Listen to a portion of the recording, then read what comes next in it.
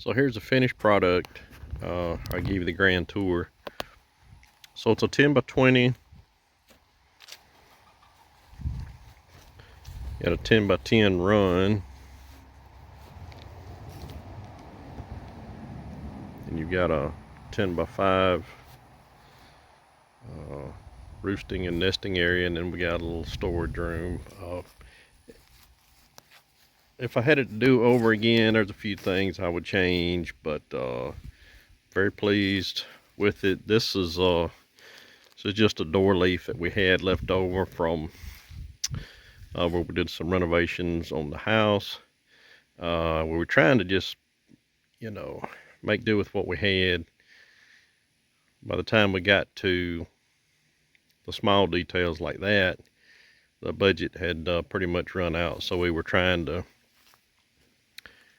find, stuff that didn't cost anything. But so we had that. We used that for the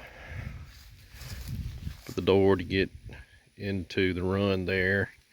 Got a little latch to hold that back.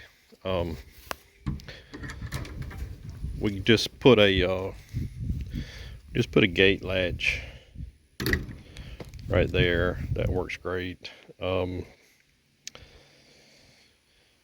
Just had to screw some blocks together there to get that offset correctly.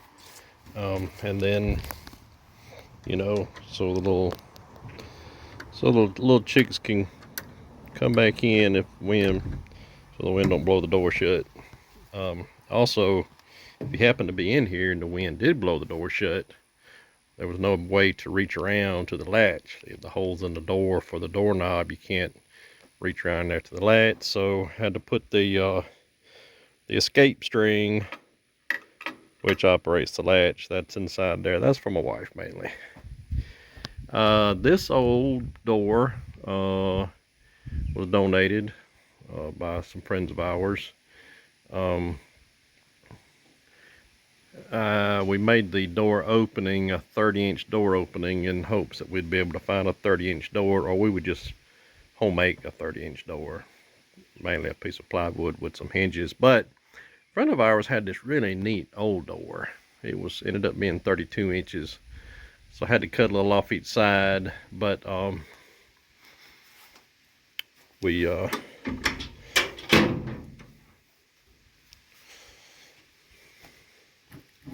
just got a little regular little latch right there to keep that closed. I probably should have cut a little more on the hinge side, that way maybe at least the hole would be intact. But anyway, it's a chicken coop. The chickens haven't complained about it yet. We did, and you've probably seen these on the internet, or if you mess with chickens, the little watering cups. You drill a hole in your 5-gallon bucket, and these go in there, and the water, as the water fills the cup, weighs the cup down, which closes the little valve. So it's automatic watering system. It actually works really good. We did buy the feeders that look like that, where you can drill a big hole in your bucket. You put these feeders in there, and they're supposed to put the head in, and there's food in there. Those are garbage.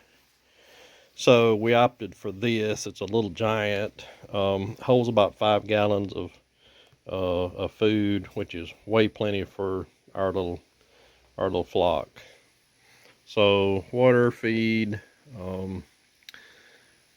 the wire runs about a foot. Once it comes down, it's stapled, and once it comes down to that baseboard, it runs out on the ground about a foot. And so we put these little pavers down, a deterrent for predators trying to get the little chickadees. So as you step into the roosting / nesting area, we have 8 nesting boxes that are mounted to the wall They're about 3 feet off the floor with a little perch on the bottom one, on the bottom level here, so they can get up here and then they can decide which box they want to go into. So far, these bottom 4, and mainly these 3 right here, you see there's already 1 egg in there for today. They really have taken to these 3 mainly. The ones on top, they haven't even been in. That one's fluffed up a little bit. I think my wife did that. But anyway, they're roosting bars. We did them diagonally. That's kind of what the wife wanted, and I think she's changed her mind now. I think we're going to run them just from one wall to the other, and we're going to do 3 tiers, but they'll be running one wall to the other. I think we'll get more, well, I know we'll get more roosting space like that, because really they only have this one and the middle one. They have gotten up there on that one, but there's not room. Anyway, so I'm going to be redoing that, but there's ventilation in here.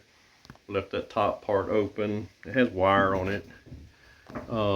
There's 10 on this side, but so that's the nesting roosting area. That was exciting. Let's show you the rest of it. I did use the translucent panels for the roof, and that was a very good decision. We have plenty of light everywhere now. Go around here. Again, we did do all the way around. We did the baseboard with the wire all the way around, with the wire coming out onto the ground at least a foot. And we put the pavers on top of that.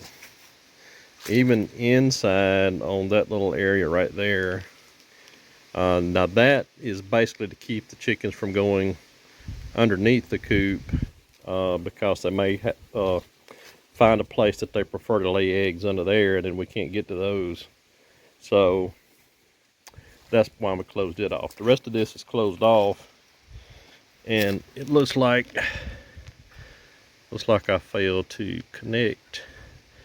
There's wire in there, and then there's wire out here. It's going to take some hog rings, you know, that they use for like upholstery, and I'm going to connect those 2 layers of wire together. I just failed to do that. Here's a little window in the back. This is the storage room. I already have our storage containers for the food. They hold 50 pounds. They hold 50 pounds a piece, but I put a 50-pound bag of food in them, and you still got enough for probably 25 more pounds. So the little container is definitely strong enough. I mean, you could put more than 50 pounds in there. But anyway, so haven't really done any shelving, cabinets. She had that little cabinet in their storage building, so put it out here to hold some stuff. Anyway, so that's that. Probably not gonna put any shelves or cabinets on this wall, because that's the wall the door opens up onto. These little windows are just the mobile home windows you can get at Lowe's. They're about $105 a piece, I think, which is a lot for a little tiny mobile home window, but everything these days is it's expensive. I poured the step myself. Don't look too close at it. I also poured that step myself, which is nothing but building a box, making sure it's level, and then filling it with Quikrete. Well, that's about it. It hasn't rained since we built the coop. However, and it may not look like it given that the ground is sloped and everything, but that roof is sloped. I